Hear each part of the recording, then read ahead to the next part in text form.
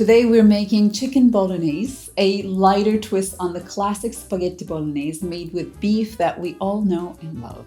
If you've ever made it, you know the traditional bolognese can take up hours of slow simmering, but my recipe here gives you the same cozy, savory sauce in a fraction of the time. My recipe is still rich and hearty, but a bit lighter without losing any of the depth that this Italian classic is known for. And the best part, it's ready in about 40 minutes.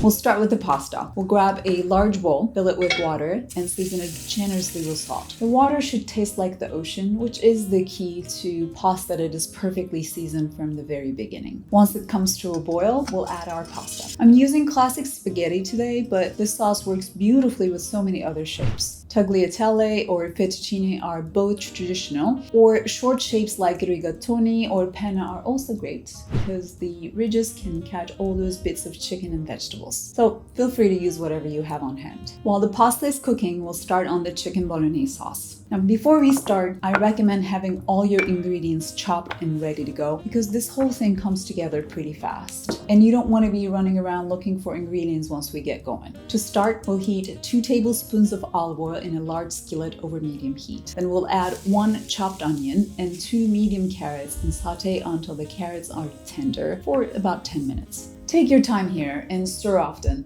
We want to make sure the carrots are softened and somewhat cooked before we add in the rest of the ingredients, because you don't want to have a hard bite later on. Next, we'll add a pound of ground chicken. While shopping for it, you'll usually see 2 options: ground chicken made from a lean chicken breast or a darker version made with chicken thighs. The thigh meat has a little bit more fat, which makes the sauce richer, but if you prefer something leaner, the chicken breast version works just as well. We'll saute the chicken until it is no longer pink while making sure to break up the large chunks so it cooks evenly. Next, we'll start layering in our base ingredients, beginning with 2 tablespoons of tomato paste. We'll cook this for about 1 minute, all the while stirring constantly. By doing this, we're caramelizing it a bit, which in turn deepens the sauce and gives it its rich taste that the bolognese is known for. Then we'll add in 2 cloves of minced garlic, 1 teaspoon of dried oregano, 1 teaspoon fresh chopped thyme, half a teaspoon of red pepper flakes, 1 teaspoon kosher salt, and a half a teaspoon of black pepper. We'll saute this for about 30 seconds, just until the garlic is fragrant. Finally, we'll add a 15-ounce can of diced tomatoes, a cup of chicken stock, half a cup of dry white wine, and a couple of bay leaves.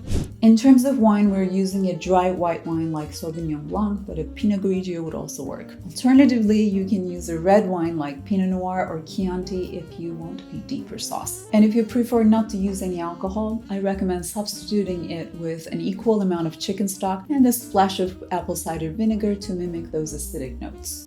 We'll put the lid on and let it cook for about 50 minutes, giving it a stir every now and then. As it cooks, you'll see it thicken slightly and turn into more of a sauce. And before we bring it all together, we'll take out the bay leaves. Then the pasta goes right into the skillet. Now it's time to give it a good toss. I'll be honest though, this is a bit of an arm workout, but it's worth it to make sure that every strand gets coated with the sauce. Use tongs here and kind of lift and turn the pasta through the sauce to make it easier on yourself. We'll finish it off with a cup of shredded Parmesan and a handful of basil leaves for that classic bolognese flavor. And when it's time to serve, place it in bowls, sprinkle it with more Parmesan and fresh basil, and voila, dinner is ready.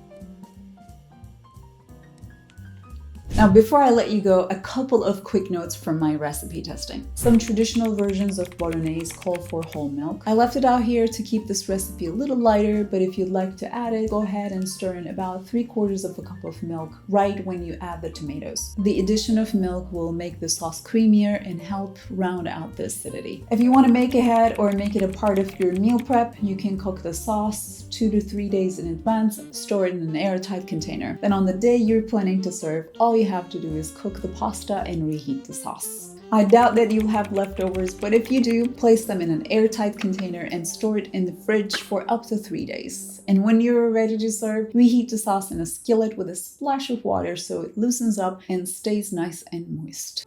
Friends, this is it from me today. If you end up making this dish, please tag me on Instagram. I'd love to see your creations. And if you like this video, give it a thumbs up.